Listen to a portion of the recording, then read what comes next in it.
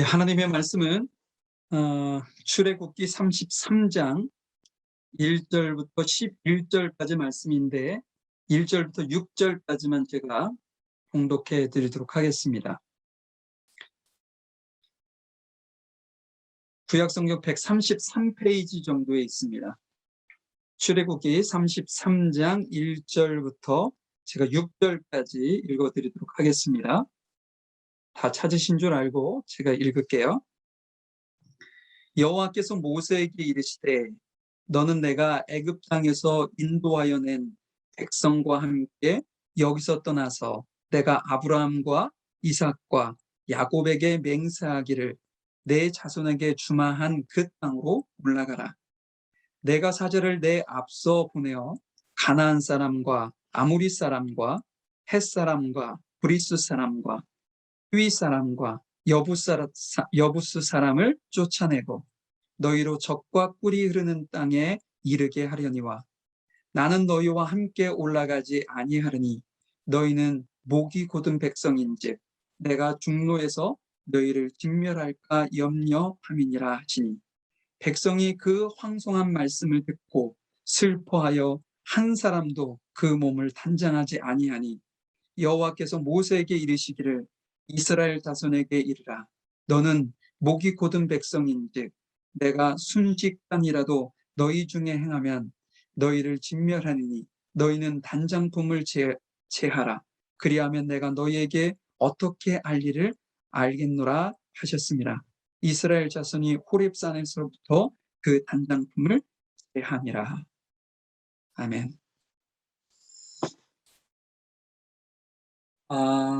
지난주에 우리는 병원장 되시는 예수님에 대해서 이렇게 제목을 가지고 이상적인 교회의 모습은 무엇이냐라는 말씀을 저희들이 나눴었습니다. 여러분들 기억하실 겁니다. 이상적인 교회의 모습은 어떤 모습이냐? 영적인 병원과 같다라는 말씀을 드렸었죠. 여러분 병원에는 환자들이 북적북적 하는 것이 지극히 당연하다고 말씀드렸습니다. 그리고 병 때문에 비정상적인 행동이라는 표현이 맞을런지는 모르겠지만 그런 어떤 모습들, 행동들에 대해서 그 누구도 나무라는 사람이 없다는 거죠. 병원에는 환자가 지극히 당연하기 때문에 그렇습니다. 여러분들도 아실 텐데요. 같은 병으로 이렇게 고생하는 사람들을 이렇게 만나게 되면 서로 마음을 쉽게 엽니다. 그리고 말이 잘 통하죠. 몇 달 전 아내가 치과 갈 일이 있어가지고 치과를 갔는데 거기서 한 분을 만났어요.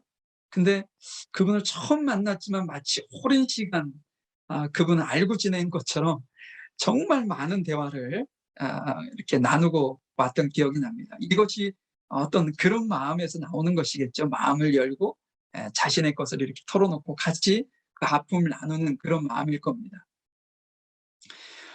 이게 이제 병원에서 이루어지는 건데 이게 교회도 마찬가지라는 거죠. 어떤 영적인 환자들이 북적북적하는 것이 너무나도 지극히 당연한 것이고 하나님의 말씀의 처방전을 받아서 그것을 믿고 순종할 때 하나님께서 회복을 하나님께서 하신다라는 어떤 그 믿음을 가지고 모인 공동체라는 것이죠. 그래서 자신의 아픔을 가진 이들을 뭐 나무라고 뭐라고 이게 아니라 도리어 내가 예전에 잘했었는데 라는 어떤 생각을 가지면 더욱더 마음이 끌리고 그에게 어떤 사랑의 마음으로 따뜻한 말로 위로로 이렇게 보듬고 그것이 이제 교회의 진정한 모습이다라는 이야기를 하고 있는 것이죠. 하나님께서는 이와 더불어서 우리에게 어떤 모습으로는 그건 사명이라고 얘기도 하긴 하는데 하나님께서 우리에게 주신 달란트가 있어요. 어떤 사람은 뭐 의사와 같이, 어떤 사람은 간호사와 같이, 어떤 사람은 행정과 어떤 봉사, 뭐 각가지 교회를 어떤 병원을 섬기듯이 교회를 아름답게 섬기는 그러한 일꾼들을 하나님께서 불을 지고 끌어놨던 달란트를 주셔서 그 일을 감당하게 하고 있다는 것이죠. 그래서 하나님께서 우리 모든 공동체가 내게 하나님께서 맡겨주신 역할이 무엇이지? 라는 것을 이번 기회에 깊이 깨닫는 그런 시간이 되었으면 좋겠습니다. 오늘은 여러분들과 제가 나의 장신구와 회막이라는 제목으로 말씀을 나누려고 해요. 여기서 장신구라는 것은 뭐 목걸이나 반지나 아니면 이렇게 브로치 같은 액세서리를 얘기하는 것이고, 회막은 그 미팅 텐트라고 하나요? 그러니까 모이는 만남의 장소 뭐 이런 의미를 담고 있는 단어이긴 합니다. 그런데 이제 제가 성경에 있는 단어를 그대로 쓰다 보니까 나의 장신구와 회막이라는 표현을 쓰고 있는데요. 우리가 살다 보면 버려야 할 것이 있고 취해야 할 것이 있어요. 그것이 너무나도 되게 당연한데 우리가 버려야 할 것을 취하려고 노력을 한다든지 취해야 할 것을 버리려고 하면 이게 행복한 삶을 살 수가 없어요. 지극히 당연한 그냥 버려야 될 것은 용기를 내어 버리고 취해야 할 것은 취하는 그런 어떤 지혜가 필요하다는 것이죠. 이 신앙생활도 동일하다는 겁니다. 그래서 오늘 제가 버려야 될 것은 장신구를 의미하는 것이고, 회막은 우리가 찾아야 될 것을 의미하는 단어로 제가 의도적으로 한번 사용을 해봤어요. 한번 무엇을 우리가 버려야 되고 우리가 무엇을 찾아야 하는지 한번 간절히 한번 따져보는 시간을 갖도록 하겠습니다. 자, 한번 성경 1절부터 2절 말씀을 다시 한번 볼 텐데요. 여호와께서 모세에게 이르시되 너는 내가 애굽 땅에서 인도하여 낸 백성과 함께 여기서 떠나서 내가 아브라함과 이삭과 야곱에게 맹세하기로 한 내 자손에게 주마한 그 땅으로 올라가라. 내가 사자를 내 앞에 보내어 가나안 사람과 아무리 사람과 헷 사람과 브리스 사람과 히윗 사람을 그 사람과 여부스 사람을 쫓아내고 라고 말씀을 하셨습니다. 여러분, 출애굽기는요, 여러분들도 잘 아시는 것처럼 이스라엘 백성이 애굽을 나와서 하나님께서 약속하셨던 그 약속의 땅 가나안으로 들어가는 그 여정을 기록하고 있는 책입니다. 애굽을 떠난 이스라엘 백성들이 지금 어디에 와 있느냐? 시내산, 오늘 본문에는 호렙산이라고 하는데 같은 명칭입니다. 그곳에 지금 와 있다는 것이죠. 애굽 땅을 떠나서 시내산에 도착하기까지 2개월의 시간이 걸렸습니다. 제가 지금 사진 한 장을 여러분들에게 보여드리려고 준비를 했는데 한번 화면을 한번 보시면 위에 빨간 화살표가 이스라엘 백성들이 이집트죠. 이집트에서 출발했던 지점입니다. 그리고 밑에 있는 빨간 화살표가 지금 현재 위치한 시내산이거든요. 그런데 2개월이라는 시간이 지났다고 그랬어요. 근데 2개월의 시간에 어떤 일이 있었느냐? 정말 다양하고 많은 일들이 있었다는 거죠. 첫 번째 분홍색 화살표가 홍해를 건너는 사건의 지점입니다. 그리고 두 번째 화살표가 마라의 쓴물 사건, 여러분들 기억하실 거예요. 그들이 목이 마르고 무엇인가 마셔야 되는 물이 필요한데 물을 봤더니 써요. 그래서 하나님께서 그 쓴 물을 단물로 만드시는 사건이 지금 마라, 두 번째 화살표 방향에 있는 마라의 사건입니다. 그리고 세 번째 분홍색 화살표는 어떤 일이 있었느냐? 이스라엘 백성들이 굶주리기 시작하고 애굽 땅에서 고기 가막 곁에서 고기를 뜯던 그 어떤 추억에서 못 잊어서 애굽으로 가고 싶어하는 마음이 있어요.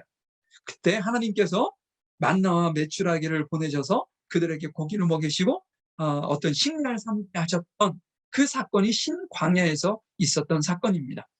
이렇게 2달의 기간에 걸쳐서 그냥 직선거리로 그냥 바로 오면 뭐 한 일주일, 뭐 열흘 아니면 충분히 올 수 있는 거리를 이렇게 긴 시간 동안 여정을 통해서 오면서 이스라엘 백성들에게 하나님께서는 많은 일들을 보이셨다는 것이죠. 그런데 이 시내산에 도착한 이스라엘 백성에게 하나님께서 오늘 모세에게 하시는 말씀이에요. 야, 너네 백성을 데리고 내가 약속했던 그 땅으로 빨리 올라가라. 그리고 내가 천사를 미리 보내서 그곳에 있는 민족들을 다 내쫓고 정리해 줄게. 여기까지 들어보면 너무나도 감사하고 좋은 느낌이 들잖아요. 그런데 3절의 말씀을 보면 하나님께서 이상한 말씀을 하십니다. 우리 3절의 말씀을 한번 볼까요?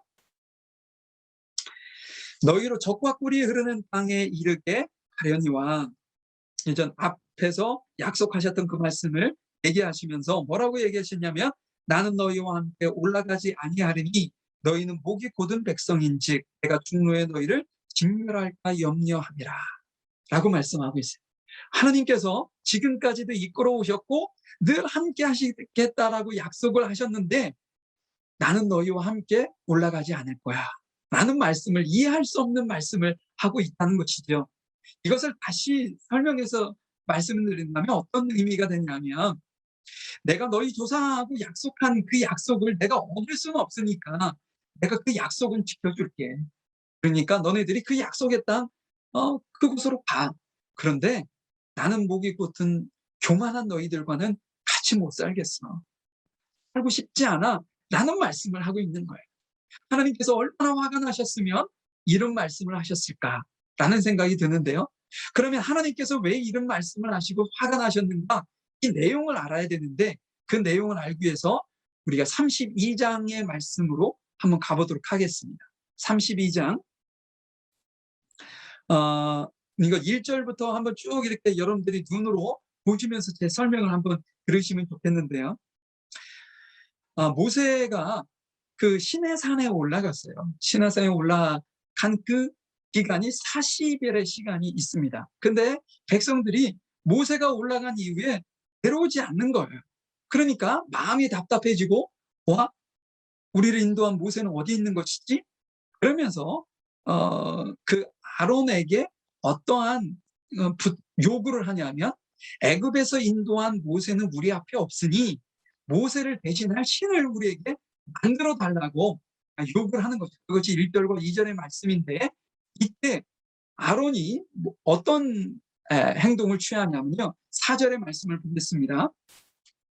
아론이 그들의 손에서 그 고리를 받아 부어서 각도로 새겨 송아지 형상을 만드니 그들이 말하되 이스라엘아, 이는 너희를 애굽 땅에서 인도하여 낸 너희의 신이로라 하는지라.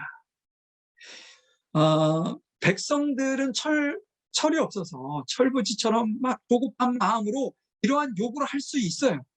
좀 전에 2개월 동안 하나님께서 보여주신 것이 뭐 몇 년이 지난 것도 아니고 잠시 전에 있었던 일들을 목격했던 그들이었지만, 그들이 하나님 앞에서 교만함으로 인해서 이러한 요구를 할 수는 있어요. 그러나 이 아론이라는 사람은 제사장으로서 그 모든 것을 제지하고 백성들을 가르치고 설득시켜야 하는데도 불구하고 그들의 요구를 그대로 받아들여서 여인들이 차고 있던 금, 반지 아니면 목걸이, 그런 것을 받아다가 송아지 형상을 만들었다는 것이죠. 있을 수 없는 참담한 일이 지금 벌어진 것입니다. 그렇다면 지금 도대체 하나님은 뭐라고 계시길래 이스라엘 백성들이 이런 참담한 상황을 그냥 두고 계셨을까? 여러분, 지금 모세와 하나님은요, 시내산 정상에 계셨습니다. 그곳에서 도대체 뭐라고 계시는 거냐? 하나님께서 모세에게 32장 그 앞에를 보면 어떤 일을 하고 계셨냐면, 하나님께서 모세에게 성막을 어떻게 건축할 것인지를 설명하고 계셨어요. 하나님께서는 아주 흥분되는 시간이 아닐 수 없습니다. 왜냐하면 이 성막이 갖는 의미가 그런 하나님을 흥분시킬 수밖에 없는 의미를 가지고 있기 때문에 그런데요. 이 성막을 건축한다는 의미가 어떤 의미가 있냐? 간단하게 설명을 드리면요. 이 성막이 있기 이전에는 어떠한 그 이스라엘 백성들이 하나님을 어떤 개념으로 이해를 했냐면, 하나님과 함께 할 수 없는, 하나님과 같이 하면 죽는 것으로 생각을 하고 있었어요. 그렇기 때문에 하나님은 백성들과 가까이 할 수 있는 먼 곳에 존재하는 인물로 생각을 했죠. 그래서 하나님께서 이스라엘 백성들과 그 무엇인가를 말씀을 나누기 위해서 하나님께서는 이스라엘 백성들의 대표가 되는 모세를 시내산으로 불러서 먹구름이 구름으로 가득 채워서 아무도 보지 못하는 그곳에 임재하셔서 그들과 대화를 하셨단 말이에요. 그런데 성막이 건축이 된다면 그것은 어떤 의미가 되느냐? 하나님께서 멀리 계시는 분이 아니라 이스라엘 백성들이 친 천막 그 중앙에 자신의 성막 혹은 회막이라고도 하는데요. 그 성막을 세우고 365일 24시간 백성들과 함께 하시겠다는 그 계획이, 성막을 짓는 그 계획이기 때문에 하나님 입장으로 보면 아주 흥분되는, 지금까지 해보지 않았던 첫 번째 시도를 준비하는 그러한 흥분된 시간이었을 것이라는 거예요. 그런데 그 시간 이스라엘 백성들은 교만해서 하나님을 버렸습니다. 하나님은 그들과 함께 하시기 위해서 이렇게 무엇인가 계획하고 흥분되는 그 무엇인가를 하고 있는데 이스라엘 백성들은 교만하여 하나님을 버렸다는 거예요. 우리 5절, 6절을 한번 좀 더 보려고 하는데요. 한번 성경을 보겠습니다. 아론이 보고 그 형상을 보고 그 앞에 단을 쌓고 그 앞에 공포하여 가로되 내일은 여호와의 절이니라. 이 이튿날에 그들이 일찍이 일어나 번제를 드리며 화목제를 드리고 앉아서 먹고 마시며 일어나 뛰놀더라 라고 말씀하고 있어요. 하나님께서는 그런 중대한 일을 하고 계시는데 그 시내산 그 밑에 있는 백성들은 그런 신상을 만들어 놓고 지금 그들에게 예배하는 모습이에요. 제사를 드리는 모습인데요. 한번 그들이 어떠한 모습이었는지 차근차근히 한번 제가 한번 설명을 해드려 볼게요. 3절, 4절에 보니까 그들이 먼저 자신들이 가지고 있는 금고리, 장식품을 하나님 앞에 드렸어요. 제사로 예물을 드리는 것이죠. 또한 5절에 보니까 그들이 단을 쌓았다고 그랬어요. 그리고 그날을 여호와의 절기로 공포합니다. 또 6절에 가보니까 그들이 일찍이 일어나 번제와 화목제를 드렸다고 그랬어요. 그리고 그들이 모여서 먹고 마시고 뛰놀더라. 춤도 추고 노래도 부르고 기뻐하는 그 모습이었다는 거예요. 그리고 여기에는 기록되어 있지만 이 모든 것을 이끌고 있는 리더가 있었어요. 사회를 보고 있는 사람이 있었는데 그것이 누구였느냐? 제사장 아론이었었다는 것이죠. 여러분, 이 모습을 보면서 무슨 생각이 드시나요? 겉으로 보기에는요, 정말 잘 준비되어져 있는 예배의 모습처럼 보여집니다. 하나도 빠짐없이 다 잘 준비하고 각 파트별로 자신이 맡은 일들을 잘 하고 있는 것처럼 보여요. 그런데 여기서 아주 중요한 것이 하나가 빠졌습니다. 그것이 뭐냐면 예배의 대상이신 하나님이 계시지 않는다는 것. 하나님을 대신해서 무엇이 하나님의 자리를 차지하고 있느냐? 조금 전에 만들었던 송아지 금상이 그 자리를 차지하고 있었다는 것. 여러분, 그들은요, 예배의 목적, 하나님 앞에 드려진다는 명목상 제사의 목적이 하나님을 기쁘시게 하는 것이 아니라 자신의 어떤 욕심을 채우기 위한 수단으로 그 제사를, 예배를 이용하고 있었다는 사실이에요. 그렇기 때문에 그들에게는 하나님이 그 자리에 계시지 않아도 하나도 문제가 될 것이 없었던 것이죠.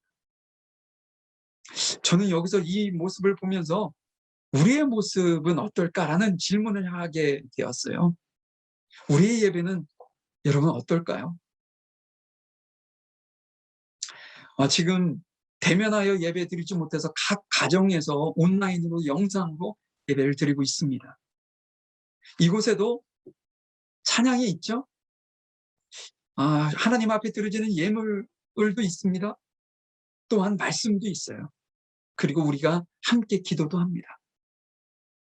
그런데 여러분, 마치 출석 체크하듯이 매주 드려지는 형식적인 것, 또한 인간 중심적인 어떤 모임으로 지금 이 모든 것들이 예배가 진행이 된다면 이 예배는 하나님이 안 계실 수도 있다는 위기감 같은 것이 제게 느껴졌어요. 여러분들은 어떠신지 모르겠습니다. 이렇게 드려지는 것이 익숙치 않고 정말 우리가 코로나로 인해서 지금까지 한 번도 경험해보지 못한 그런 상황에 저희들이 처해 있어요. 그 상황은 바뀌었을지라도 우리에게 바뀌지 않는 것이 하나가 딱 있는데 그것은 무엇이냐? 우리가 하나님을 예비하는 존재라는 거예요. 그런데 형태는 바뀌었는데 혹시 우리가 그 형태가 바뀐 것으로 인해 우리의 마음 중심과 하나님 앞에 드려지는 예배의 자세의 모습이 변질되지는 않았는지 우리 스스로 우리를 점검해 볼 필요가 있지 않을까 싶습니다. 지금 이스라엘 백성들은요, 자신의 리더와 그 어떤 그 리더가 지금까지 이끌었던 그 리더가 자신들의 눈앞에 보여지지 않는 것, 그 환경의 변화로 인해서 하나님 앞에 드려지는 예배에 변질이 생겼다는 것이죠. 우리가 이 모든 것들을 정말 깊이 있게 묵상하면서 내가 정말 하나님 앞에 진정한 예배자로 지금 서 있는지 우리 스스로를 점검할 필요가 있어 보입니다. 그렇기 때문에 하나님께서 이 모습 때문에 화가 나셨던 거예요. 그래서 내가 너네들은 그곳에 올라가, 내가 약속을 지킬 거야. 그러나 내가 너희들과 함께는 못 가겠다 라는 반응을 보이셨던 것이죠. 이 소식은 모세를 통해서 이스라엘 백성들에게 전달이 됩니다. 오늘 본문으로 한번 좀 돌아가 보시죠. 33장 4절의 말씀을 보도록 하겠습니다.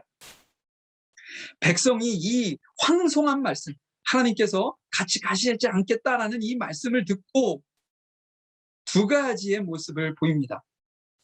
뭐냐면 첫 번째, 슬퍼했어요. 두 번째는 뭐냐? 한 사람도 그 몸을 단장하지 아니하니, 단장품으로 자신을 치장하지 않았다라고 얘기하고 있습니다. 여러분, 이 단장을 왜 하지 않았을까요? 그것이 조금 전 32장에서 여러분들에게 설명드렸던 것처럼 그들이 다 본인들이 가지고 있었던 그 단장품을 다 걷어서 그것으로 녹여서 우상을 만들었었던 그 죄에 대한 외형적인 회개의 모습으로 그렇게 보여진 겁니다. 슬퍼하면서 우리가 잘못했구나 그러면서 더 이상 자신을 꾸미는 일을 중단하겠다는 어떤 결단의 모습이었었다는 것이죠. 이 모습에 하나님은 어떻게 반응하셨을까요? 한번 5절의 말씀을 보도록 하겠습니다. 여호와께서 모세에게 이르시기를, 그 모습과 그 이야기를 들으셨을 거 아니에요? 그래서 모세에게 이렇게 얘기합니다. 이스라엘 자손에게 이르라. 너희는 목이 곧은 백성인지 내가 순식간이라도 너희 중에서 행하여 너희를 진멸하리니, 너희는, 여기서 아주 중요한 말씀이 나옵니다. 단장품을 대하라. 그리하면 내가 너희에게 어떻게 할 일을 알겠노라. 이 단서를 주십니다. 너희가 단장품을 제거해. 그러면 내가 지금까지 했던 것을 돌이킬런지 아니면 계속 갈런지 그때 가서 내가 한번 생각해 볼게. 나는 어떤 타협안 아닌 타협안을 지금 제시하시는 것이죠. 여러분, 여기서 이 단장품이 왜 그렇게 중요하냐, 하나님께서 왜 거기에 그렇게 집중해서 말씀을 하고 계시느냐, 이유가 있어요. 이 단장품이라는 그 당시에는 거기다가 자신들이 믿고 있는 신상들을 이렇게 바로 새겨 놓았다고 합니다. 그래서 그것을 목걸이로 가지기도 하고 반지로 사용하기도 하고 아니면 옷에 이렇게 꽂는 그런 브로치 역할을 했다는 것이지요. 여러분, 그 안에 애굽에서 가져온 이 단장품들인데 그럼 애굽의 신들이 그곳에 다 새겨져 있었다는 거예요. 그래서 하나님께서 보시기에는 너희들이 그것을 오늘 아니면 일주일간 아니면 한 달 동안 너희가 그 단장품을 너희들 몸에 걸치지 않는 것이 문제가 아니다. 그 안에 새겨져 있는 그 우상을 너희들이 소유하고 있는 한 언제든지 너희들을 유혹하여 그 단장품이 너희들을 범죄하게 만들 테니 그 모든 것을 아예 버려라 라고 지금 하나님께서 그들에게 강력하게 요구하시는 것이죠. 너희들이 그것을 버릴 만한 결단이 있다면 내가 다시 한번 생각해 볼게 하는 말씀을 하고 있는 것이죠.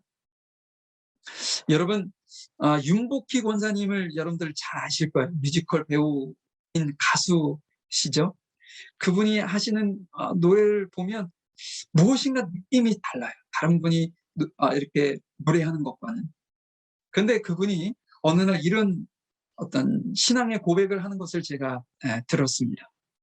그분이 86년도에 이제 한국에서 뮤지컬 배우로서 활동을 하기 시작하는데 10년 동안 그 어떤 출연료를 받지 않았다고 그래요. 그 당시에는 너무 열악했기 때문에 그것을 제작하는 제작 비용도 없는 상황에서 본인이 받지 않고 무료로 봉사한 것이죠. 왜냐하면 그녀는 그것이 하나님께서 본인에게 주신 사명이라고 믿고 있기 때문이었습니다. 지금까지도 그렇게 해오고 계시긴 하지만, 그런데 본인에게는 차도 있고요, 집에는 집안을 돌봐주는 도우미들도 있었다고 그래요. 그래서 본인이 한 달에 들어가는 그 생활비로 200에서 300만 원 정도, 그 당시에는 어마어마한 돈이었었던 거죠. 근데 어느 날 무료로 출연료도 받지 않고 있으면서 제작진들은 다 이렇게 버스 타고 걸어오는 본인은 늘 차를 타고 타고 오는 그 모습을 보면서 하나님께서 본인에게 그런 말씀을 하시더라는 거예요. 너무 과하다는 마음을 주시더라는 거예요. 그러면서 생각나아졌던 것이 뭐냐?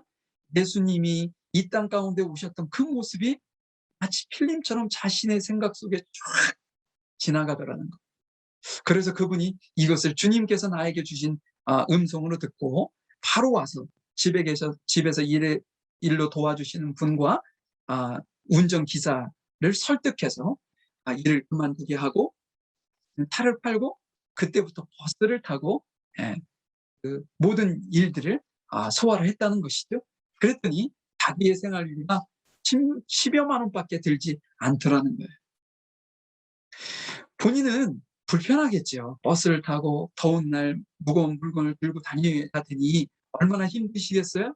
그런데 그때부터 본인에게 느낄 수 없는 그 어떤 행복감, 기쁨이 몰려오기 시작하더라는 거예요. 우리 권사님은 지금도 버스를 이용하고 지하철을 이용하고 급할 때는 택시를 이용해서 다니신다고 합니다. 그곳에서 만나는 많은 분들이 자기에게 묻더래요. 왜 버스를 타고 다니세요? 왜 지하철을 타고 다니세요? 유명하신 배우가 왜 그러세요? 라는 이야기를 할 때마다 본인이 그렇게 할 수밖에 없었던 이야기를 그들에게 간증할 수밖에 없고, 그 간증을 통해서 하나님을 드러내고 또한 하나님께 영광을 돌리는 그 모습이 본인에게 너무나도 행복하다고 그는 고백을 합니다. 여러분, 그 윤복희 권사님이 생각했을 때 이것이 자기의 장신구와 같았던 것을 본인이 깨달았던 거예요. 이것을 통해서 내가 하나님 앞에 진정한 모습으로 나아가는 것, 또한 많은 사람이 내 삶을 통해서 하나님께 나아가는 것을 이것이 가로막을 수도 있겠구나 고 본인이 생각했던 것이죠. 그래서 그것을 기꺼이 버리고 행복한 길을 선택할 수 있었던 것입니다. 여러분, 우리에게는 장신구가 없나요? 이러한 장신구가 우리 주변의 내 삶을 혹시 이렇게 에워싸거나 포위하고 있지는 않은가요? 요즘에 유튜브에서 안 가르쳐 주는 것이 없을 정도로 유튜브를 즐겨들 많이 보실 겁니다. 또한 영상도 많이 보실 거예요. 근데 여러분, 그렇게 한번 생각해 보세요. 우리가 영상, 유튜브를 통해서 많은 정보를 얻고 많은 것을 보고 즐거운 어떤 그 문화생활을 할 수는 있어요. 근데 하는 것이 문제가 아니라 내가 영상 볼 수 있는 시간은 있어도 내가 성경을 읽거나 기도할 시간이 없다라고 한다면 그것이 바로 우리가 버려야 될 장신구는 아닐까요? 우리 젊은 친구들 게임 너무 좋아합니다. 게임을 하는 것이 뭐 나쁘고 좋고의 판단이 아닙니다. 당연한 것이죠. 내가 열심히 하루에 몇 시간씩 게임은 할 시간은 있어도 내가 하나님의 말씀을 읽거나 하나님 앞에 기도하거나 하나님 앞에 봉사하는 그 무엇인가를 할 시간은 없다라고 생각이 든다면 그거는 우리가 하나님 앞에 버려야 할 장신구일 수도 있다는 것이죠.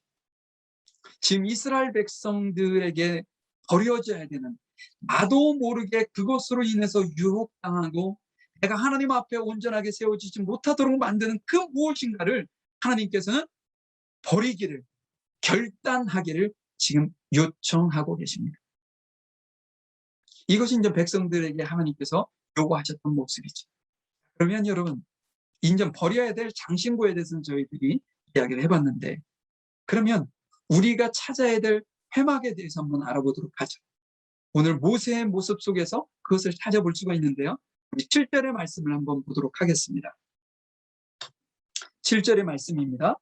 모세가 항상 장막을 쥐어요 진 밖에 떠서 진과 멀리 떠나게 하고 회막이라 이름하니 여호와를 앙모하는 자는 다 진 밖 회막으로 나아가며. 여기서 모세가 지금 진 밖에 회막을 매일같이 쳤다라는 표현을 하고 있어요.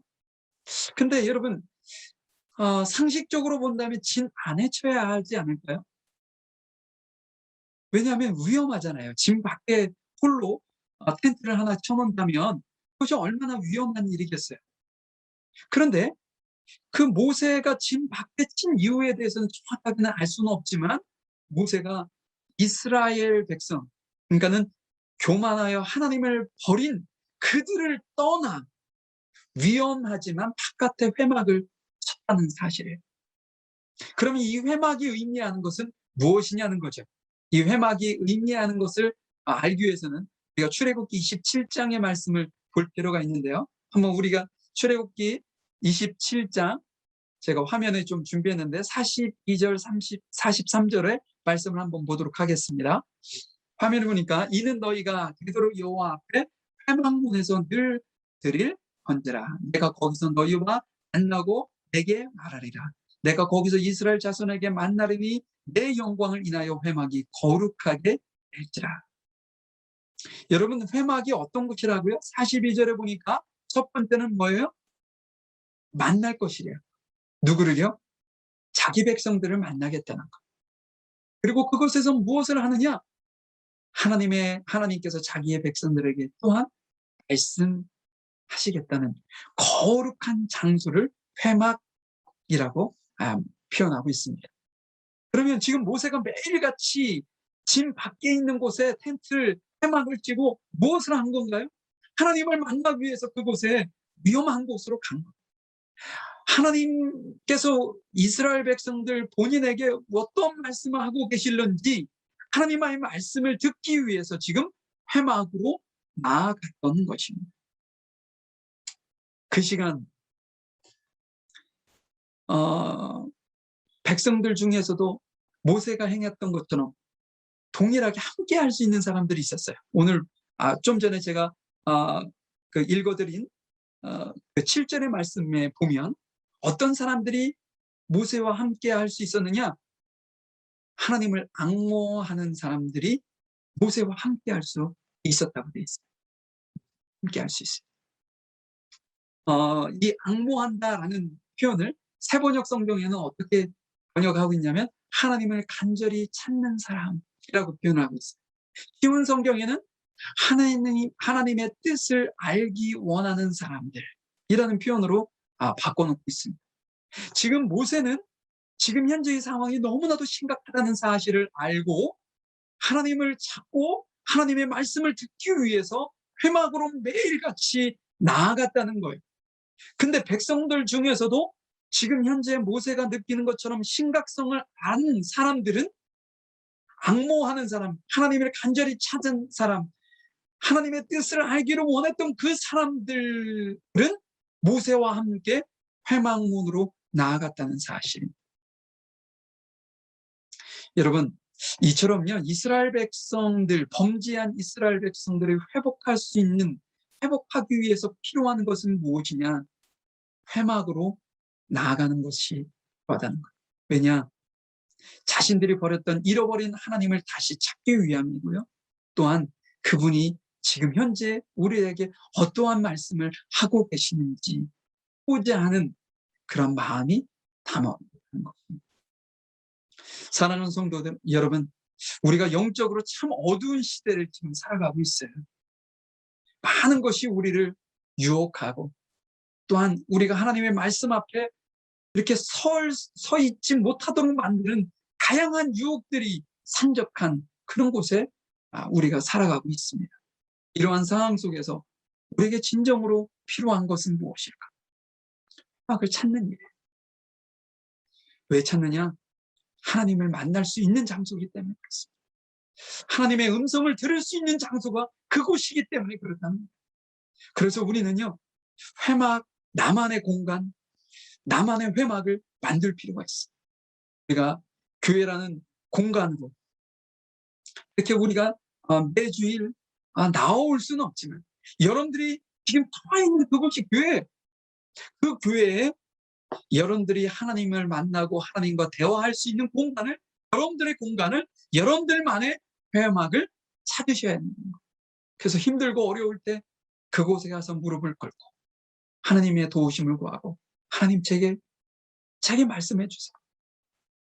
하나님을 정말 간절히 만나고 싶습니다. 라는 소망을 가지고 우리의 회막을 찾고 만들어야 된다는 말씀입니다. 좀 말씀을 좀 마무리해 보려고 합니다. 백성들은 자신들의 장신구를 버리기로 결단을 했어요. 그리고 모세를 비롯한 백성들은 회막으로 나아갔습니다. 하나님을 찾기 위해서, 하나님의 말씀에 귀를 기울이기 위해서 나아갔어요. 그때 아주 희소식이 들려옵니다. 귀한 소식이에요. 이스라엘 백성들에게는 쾌재를 부르고 안도의 한숨을 내실 그러한 소식이 들려옵니다. 그것이 어디에 있냐면 14절의 말씀입니다. 14절의 말씀을 읽고 좀 말씀을 마치려고 하는데 한번 같이 보겠습니다. 14절 뭐라고 기록되어 있는지 보죠. 여호와께서 가라사대 내가 친히 가리라. 내가 너희로 평쾌하리라. 이 말씀은 뭐냐면요.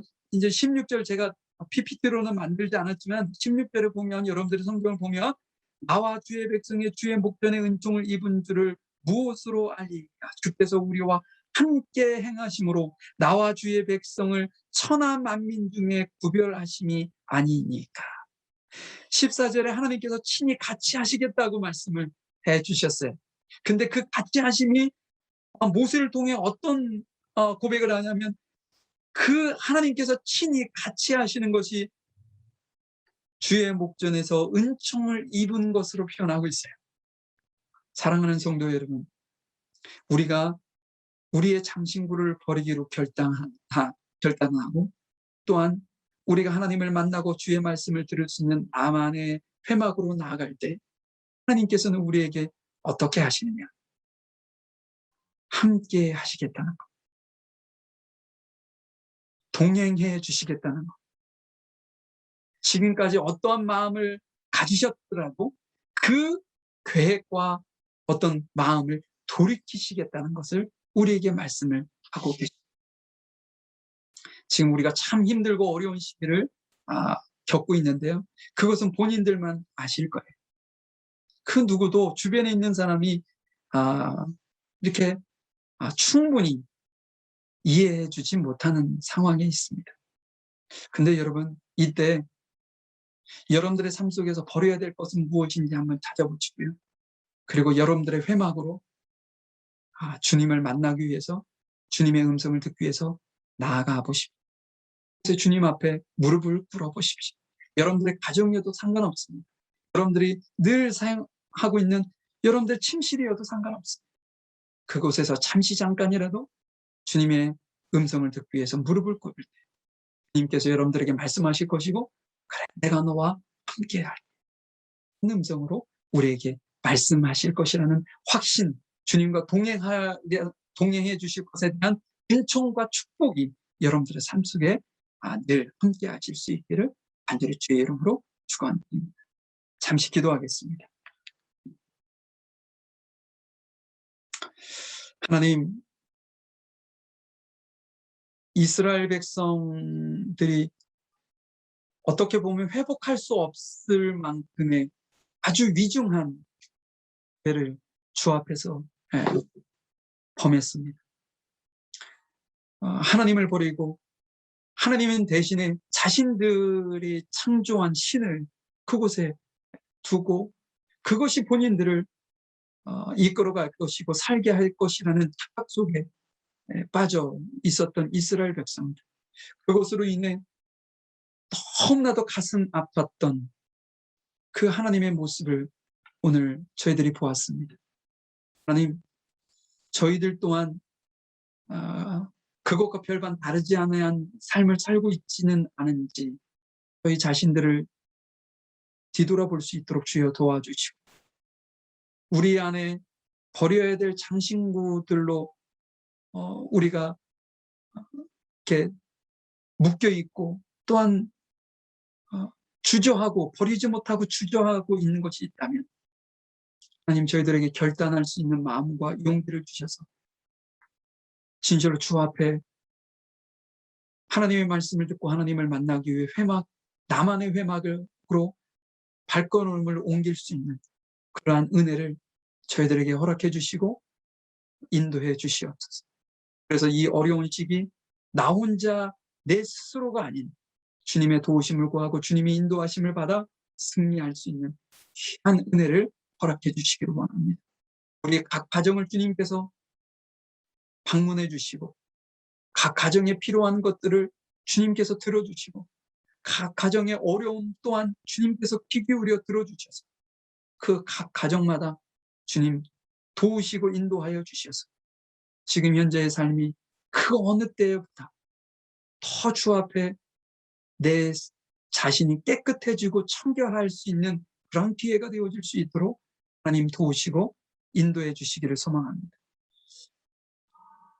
주님께서 저희들에게 선한 은혜로 함께하시고 인도하심을 믿고 감사드리며 한 주간의 삶을 또한 주님 앞에 부탁드리며 사랑 많으신 예수님의 이름으로 기도하였습니다. 아멘. 예, 광고 한 가지 드리도록 하겠습니다.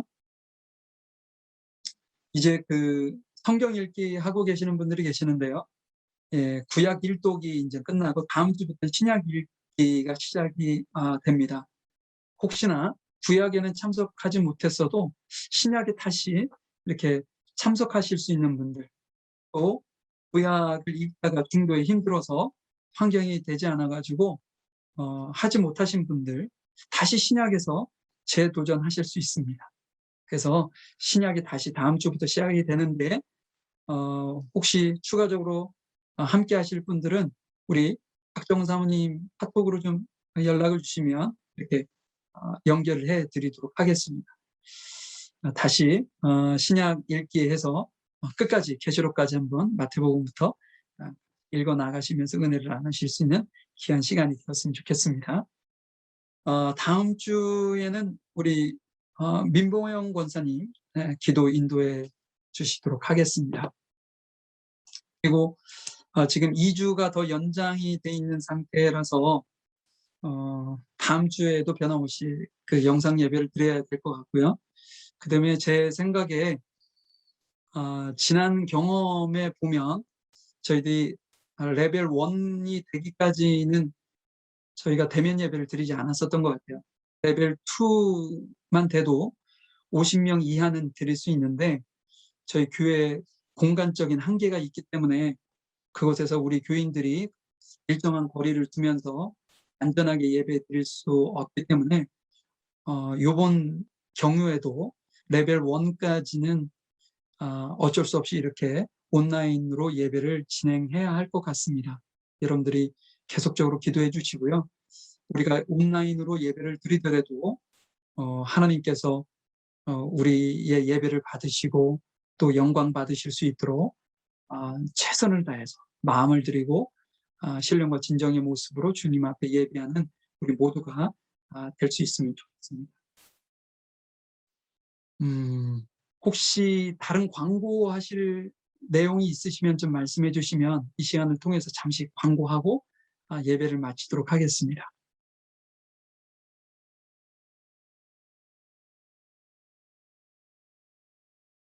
예, 없으시면 제가 잠시 예물을 위해서 기도하고 그다음에 축복으로 예배를 마치도록 하겠습니다.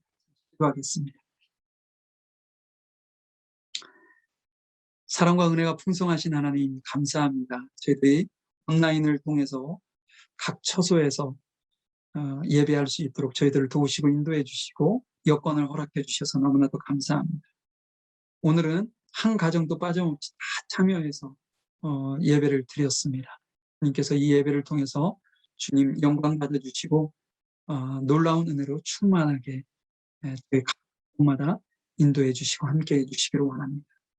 이 시간 주님 앞에 드린 11조 감사헌금, 주일헌금, 성교헌금 각가지 헌금들을 주님께서 받으시고 그 예물이 사용되어지는 곳곳마다 놀라운 은혜와 축복함이 임할 수 있도록 30배, 60배, 100배 결실을 할 수 있도록 주님께서 은혜를 베풀어 주시고 주의 나라와 의가 확장되어지며 주의 복음이 생명을 살리는 복음이 땅끝까지 이르는 놀라운 기적과 같은 일들이 벌어질 수 있도록 도와주시옵소서. 예물을 드리는 우리 귀한 손길들을 주님께서 축복하셔서 힘들고 어려운 상황 속에서도 주께 드려지는 그 마음 중심을 보시고 그 가정의 경제적으로나 영적으로 부족한 것이 없도록 주님께서 풍성히 넘치도록 채워주셔서 주의 영광이 온전하게 드려질 수 있도록 인도해 주시기를 합니다. 지금은 우리 주 예수 그리스도의 크신 은혜와 아버지 하나님의 무한하신 사랑하심과 성령님의 인도하시고 내주하시고 교통하심,